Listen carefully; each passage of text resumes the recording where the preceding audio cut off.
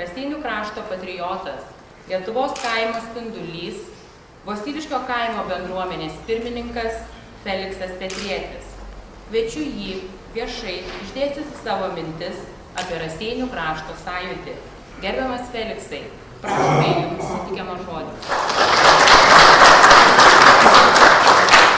Mes visi girdime žodžius: sveika visuomenė, moderni visuomenė, brandi visuomenė ir panašiai. Kažkaip išgirsti ir automatiškai suvalgai, o vastabtelkime sekundijai. Kas tai yra? Juk berods aišku kiekvienam visuomenė, žmonės gyvenantis tam tikroje teritorijoje. Ir viskas taip paprasta. Du esminiai dalykai – žmonės ir teritorija. Jei žmonės elgiasi nederamai, tai ir gyvenimas toje teritorijoje nekoks. Jei kiemas purvinas, visiems aplinkiniams nesmagu. Jei gatvės skylėta, kenčia visi. Jei valdininkas dorai nedirba, pasipila visą laviną bėdų. Klausimas, kas yra nederamai ir kiek man reikia derintis prie kitų. Lietuviai turi daug posakių, vienas jų – ne mano daržas, ne mano pupus. Suprast tvarkausi taip, kaip man būtų geriau, o visa kita nesvarbu. Po manęs nors etvanas.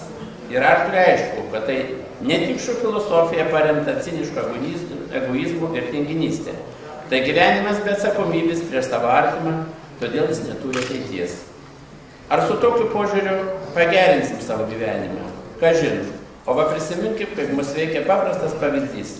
Gražiai besitvarkantis savo kieme kaimynas, jo gyvatvorė visada gražiai nukirpta, tvora šviežiai nudažyta, žolė nupjauta, daržai tvarkingi. Ar nesinori ir pačiam lygiuotis į tokį kaimyną? Tikrai, ne tik blogas pavyzdys užkirčiamas. Būdami paprasčiausiai darbštūs ir tvarkingi, gražesniai gyvenimui užkrėsime ir kitus. Mes sąjūdis Rase ir keliam savo tokį nelengvą uždavinį. Turime būti pavyzdžių kitiems. Turime iškopti ir puoselėti savo kiemus tam, kad kitiems neblogiau gyventi norėtųsi. Jei dirbame savo darbą, atlikti taip, kad sutarta, kad niekam į galvą neateitų pasiūlyti ką nors už skverną. Mes norime sukurti tokią atmosferą mūsų krašte, kad piknaudžiauti tarnybinė padėtimi taptų neįmanoma, nes aplinka to neleistų. Būtų paprasčiausiai gėda. Burkimės drauge, tvarkykimės, užkrėskime gerų pavyzdžių vieni kitus ir netrūksime pjauti derlius. Žmonės įsilgia normalių santykių, jie pavargo nuo beteisiškumų ir apgaulų. Suvokime, kad mūsų darbas, kurį atliekame, turi ne tik trumpalaikės pasekmes, ne tik duonos kasdieninis žmogus gyvas. Pradėkime nuo savęs, dabar su Rasais.